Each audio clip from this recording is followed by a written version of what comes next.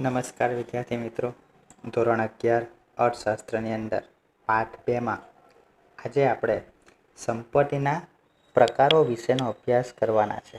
આના અગાઉના વિડીયોમાં આપણે સંપત્તિના અર્થ અને લક્ષણો વિશે જોઈ ગયા. એમાં જે મુખ્ય બાબતો હતી કે જે ઉપયોગી વસ્તુ હોય, અછતવાળી વસ્તુ હોય, જેનો વિનિમય થઈ શકતો હોય, તો એવી બધી વસ્તુઓને આપણે સંપત્તિ કહેતા હતા.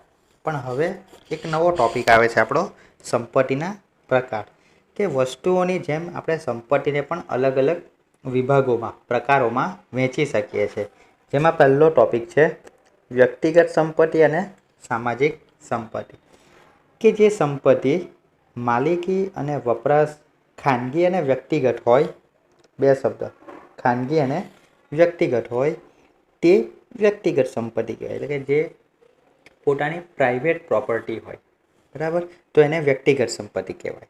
અને જે સંપત્તિની માલિકી અને વપરાશ પૂરો સમાજ સમૂહ દ્વારા થતો હોય, તે સામાજિક સમૂહ સંપત્તિ કહેવાય છે. એટલે વ્યક્તિગત સંપત્તિ અને સામાજિક એટલે કે સામૂહિક સંપત્તિ આ બંને અલગ છે. વ્યક્તિગતમાં માલિકી પોતાની હોય છે, જ્યારે સામાજિક સંપત્તિ સામાજિક સમૂહોની હોય છે.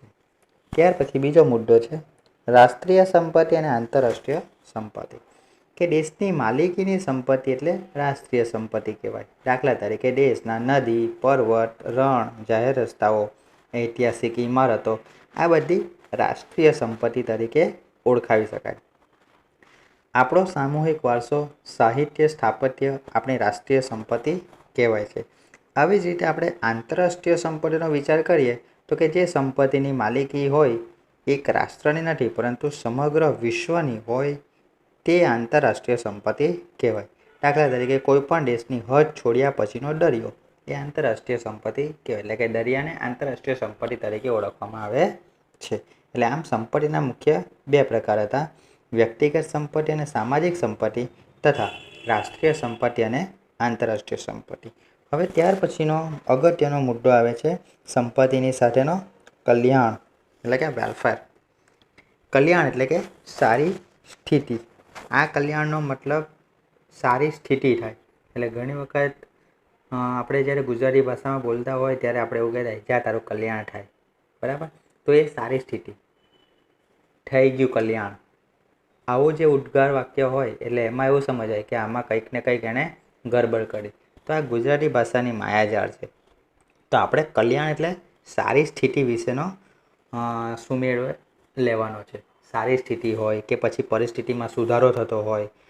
તો આર્થિક રીતે કહીએ તો કે ભૌતિક જીવન ધોરણમાં સુધારો, વધુ સારી સ્થિતિનું નિર્માણ કરતું હોય તો એને આપણે કલ્યાણ તરીકે ઓળખી શકીએ છીએ. એટલે એનો મતલબ કે કલ્યાણમાં એવું કહેવામાં આવે છે કે આપણું જે જીવન ધોરણ છે એ જીવન ધોરણ જે પરિસ્થિતિમાં છે તેનાથી થોડુંક આગળ કંઈક સુધરે, આગળ કંઈક વધે, પ્રગતિના પંથે વધે, તો એને આપણે કહીએ કલ્યાણ.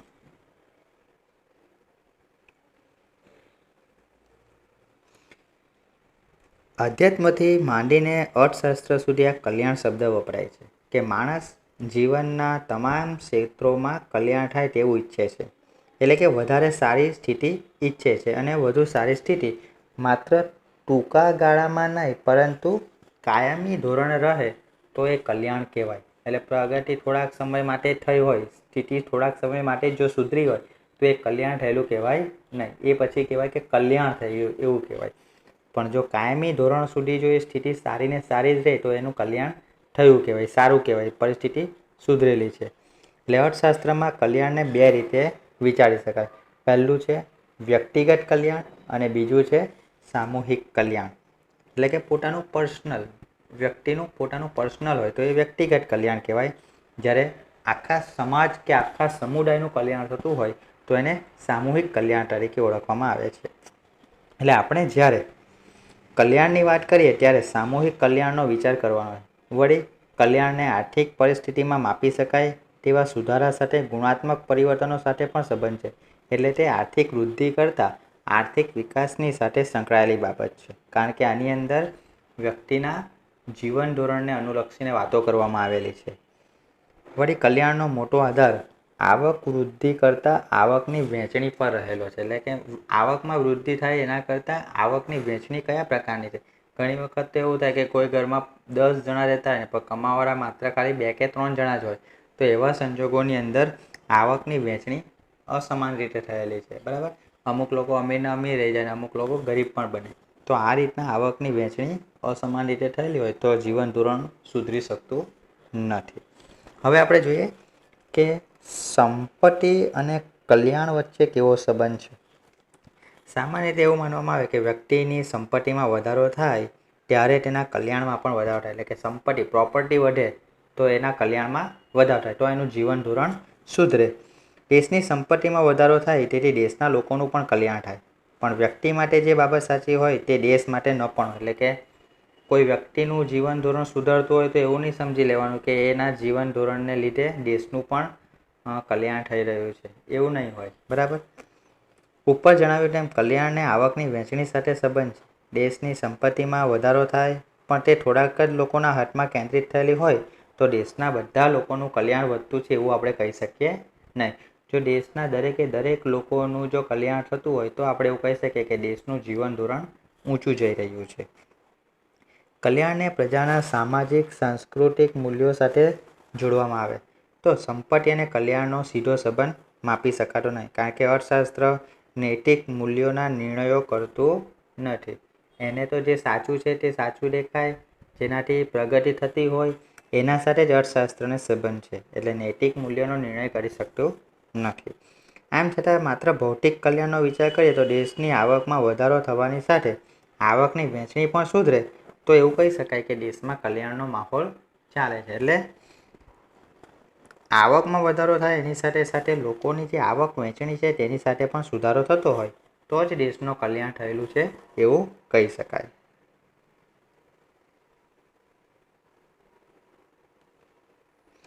ખૂબ જ ઇમ્પોર્ટન્ટ ઉત્પાદનના સાધનો. આ સવાલ તમને 5 માર્ક્સની અંદર પૂછાઈ શકે એવો છે કે માણસ અમર્યાદિત જરૂરિયાતો ધરાવે છે. આ જરૂરિયાતોની પૂર્તિ માટે વસ્તુઓ અને સેવાઓનું ઉત્પાદન કરવામાં આવે છે. માનવીની જરૂરિયાત સંતોષી શકે તે રીતે વસ્તુ કે સેવાને ઉપયોગી સ્વરૂપ આપવામાં આવે તે ઉત્પાદન કહેવાય. સાદી રીતે કહીએ તો ઉપયોગિતા ગુણનું સર્જન કરવાની પ્રક્રિયા એટલે જ ઉત્પાદન. બરાબર, દાખલા તરીકે એક લાકડું છે, એ લાકડાની જે ઉપયોગિતા છે એ લાકડાની ઉપયોગિતાના જે ગુણનું સર્જન કરવું હોય તો એ લાકડાને આપણે પહેલાં ખુરશીના સ્વરૂપમાં બદલવું પડે તો એનો ઉપયોગિતાનો ગુણ ઉમેરાયો. કારણ કે લાકડું જો એકલું લાકડું હશે તો એ લાકડાનો ઉપયોગ આપણે કશે કરી શકતા નથી. પણ જો એ લાકડાની અંદરથી ખુરશી બનાવેલી હોય તો એ ખુરશીનો ઉપયોગ આપણે કરી શકીએ છીએ. એમ આ પ્રક્રિયાને આપણે ઉત્પાદન તરીકે ઓળખી શકીએ. એટલે કે દૃષ્ટિગુણના સર્જનની પ્રક્રિયામાં જે મદદરૂપ થાય તે બાબતને આપણે સાધન કહીએ છીએ. સ્થળ બદલવાથી, સ્વરૂપ બદલવાથી, સમય બદલવાથી વસ્તુના દૃષ્ટિગુણમાં ઉપયોગિતાના ગુણમાં વધારો થાય છે. તે પ્રક્રિયા ઉત્પાદનની પ્રક્રિયા કહેવાય. અને આ ઉત્પાદનની પ્રક્રિયાના મુખ્ય 4 સાધનો છે. બરાબર, ઉત્પાદનના મુખ્યત્વે 4 સાધનો. કયા 4 સાધનો? તો કે જમીન, મૂડી, શ્રમ અને નિયોજક. બરાબર, આ 4 સાધનો ઉત્પાદનના છે.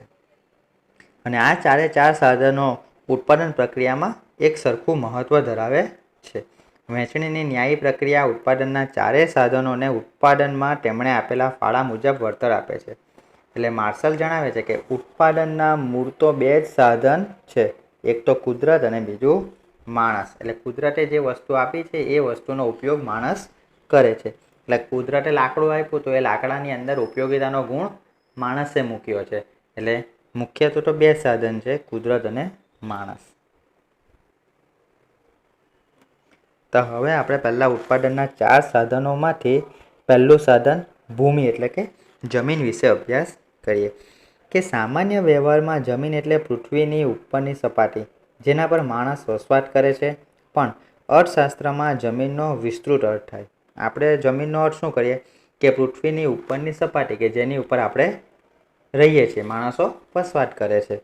પણ પ્રોફેસર માર્શલ એવું કહે છે કે મનુષ્યને ઉત્પાદનમાં મદદરૂપ થતા કુદરતી પરિબળો જમીન છે. એટલે કે હવા, પાણી, સૂર્યપ્રકાશ, આબોહવા, સમૂહ આ બધું જ જમીન છે. ઉત્પાદનમાં મદદરૂપ થતી ખનિજ, ખાણ, પર્વત, નદી, ગરમી તમામને જમીન ગણીએ તો જમીનના મહત્ત્વના લક્ષણો નીચે મુજબ પડે. પહેલું, જમીન શું છે? કુદરતી બક્ષિસ, કારણ કે માનવ સર્જિત નથી. જમીન એ કુદરતે આપેલી એક દેન છે, બક્ષિસ છે આપણને. જમીનનો કુલ પુરવઠો સ્થિર રહે છે. એવું નહીં કે આટલી જમીન છે તો 2-4 વર્ષ રહીને વધી જાય. જમીન સ્થિર જ રહેશે. બરાબર. જમીન ભૌગોલિક રીતે અગતિશીલ છે. દાખલા તરીકે કચ્છમાં રહેલી જમીનને હું સુરતમાં લાવવાની કોશિશ કરું તો એ કોશિશ તદ્દન નાકામયાબ, અશક્ય. બરાબર. એટલે જમીન અગતિશીલ છે. તેની ફળદ્રુપતા જુદી જુદી હોય. દાખલા તરીકે આપણા અહીંની કાપવાળી જમીન હોય અને બીજા દેશમાં રણવાળી જમીન હોય, એટલે બંનેની જે ફળદ્રુપતા છે તે જુદી જુદી હોઈ શકે. ભૂમિને મળતા વળતરને ભાડું કહે, એટલે કે ભૂમિ એટલે જમીન આપણે કોઈને ભાડેથી આપીએ તો એ ભાડેથી આપેલી જમીનના બદલામાં આપણને શું મળે છે? ભાડું મળે છે. બરાબર. એટલે જમીનને શું મળે? ભાડું મળે. ત્યાર પછી બીજો ટોપિક આવે છે આપણો શ્રમ, કે અન્ય વ્યક્તિની દેખરેખ હેઠળ અથવા તો એની સૂચના મુજબ વળતરની અપેક્ષા સાથે માનસિક રીતે કે શારીરિક રીતે, કોઈ કોમ્પ્યુટર પર બેસીને કામ કરે તો એ માનસિક રીતે કરે છે, અને કોઈ ઘઉં છે, સિમેન્ટ છે, એ બધાની ગુણ ઉચકીને કામ કરે છે તો એ શારીરિક કાર્ય છે. એટલે માનસિક કે શારીરિક કાર્ય કરે તે શ્રમ છે, અને તે જે શ્રમ કરે છે તે વ્યક્તિને શ્રમિક કહેવામાં આવે છે. એટલે ઘણા અર્થશાસ્ત્રીઓ માને છે કે ઉત્પાદનના 2 જ મૂળભૂત સાધનો છે. પહેલું, કુદરતી પરિબળો એટલે કે જમીન, અને માનવી એટલે કે શ્રમ. જમીન થકી માનવી શ્રમ કરી શકે. એટલે 2 જ મુખ્ય પરિબળ, જમીન અને શ્રમ.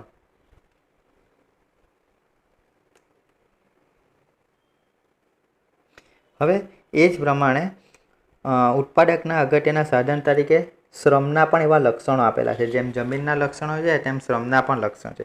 શ્રમ અને શ્રમિક અવિભાજ્ય છે.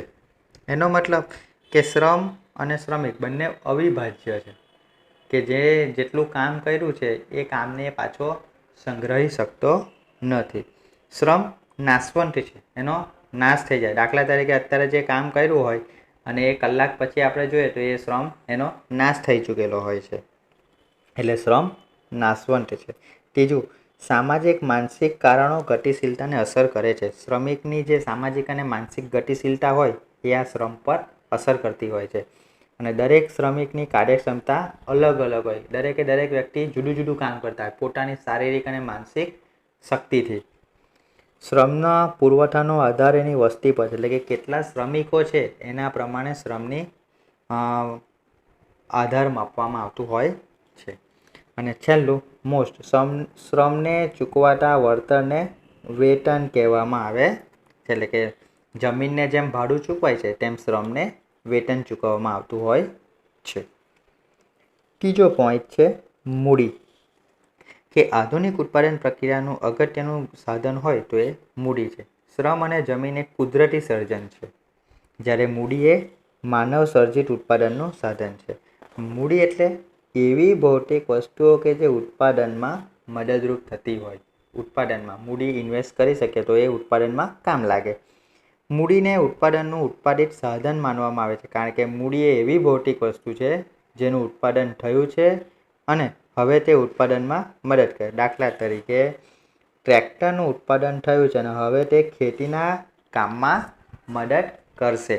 એટલે ટ્રેક્ટરનું ઉત્પાદન થયું એને મતલબ કે મૂડીનું ઇન્વેસ્ટમેન્ટ થયું. હવે એ ઇન્વેસ્ટમેન્ટ શામાં કામ લાગશે? તો કે ખેતીના ઉત્પાદનમાં કામ લાગશે. આમ મૂડી અને સંપત્તિ વચ્ચે પણ તફાવત છે, કારણ કે સંપત્તિ પણ ભૌતિક હોય છે પણ બધી જ સંપત્તિ ઉત્પાદન પ્રક્રિયામાં સામેલ હોતી નથી.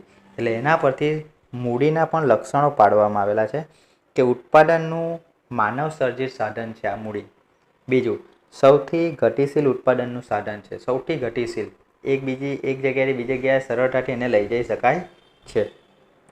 અછત ધરાવતું છે. બરાબર. છત નથી, જેટલું વાપરવું એટલું વાપરી નહીં શકાય. અછત ધરાવે છે. એ જેટલી મર્યાદા છે એટલી મર્યાદામાં રહીને જ આપણે મૂડીનો વપરાશ કરી શકીએ.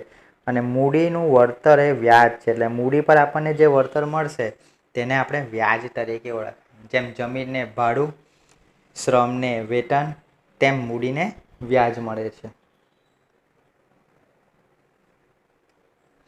ત્યાર પછી છે નિયોજક. કે ઉત્પાદનના સાધનોનું સંયોજન કરનાર નિયોજક છે. જો કે વ્યવસ્થાપક અને નિયોજક વચ્ચે તફાવત છે. નિયોજક પણ અલગ છે અને વ્યવસ્થાપક પણ અલગ છે. વ્યવસ્થાપક એટલે કે મેનેજર. વ્યવસ્થાપક વેતન પ્રાપ્ત કર્મચારી છે જે સાધનની વ્યવસ્થા કરી આપે, મેનેજર તરીકેનું કામ કરે છે.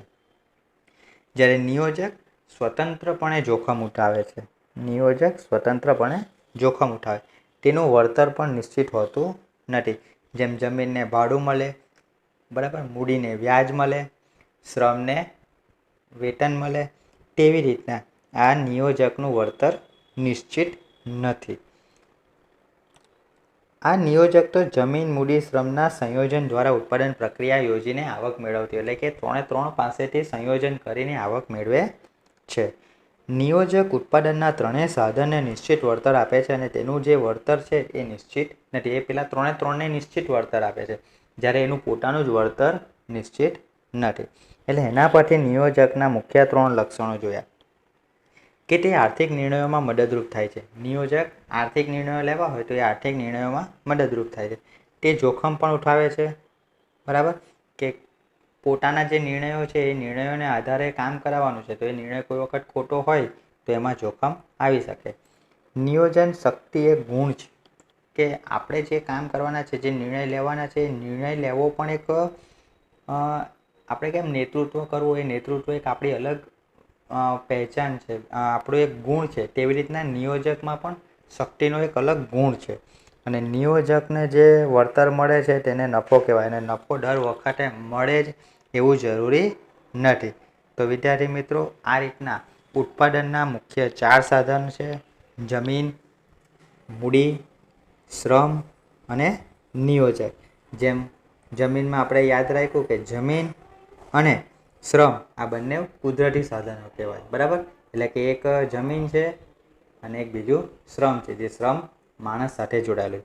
એટલે આ 4 સાધનો ખૂબ જ અગત્યના છે અને પરીક્ષામાં ઘણી વખત આ 4 સાધન પૂછાય છે. એટલે તમારે ખૂબ કાળજીપૂર્વક આ 4 સાધનોનો અભ્યાસ કરવાનો રહેશે.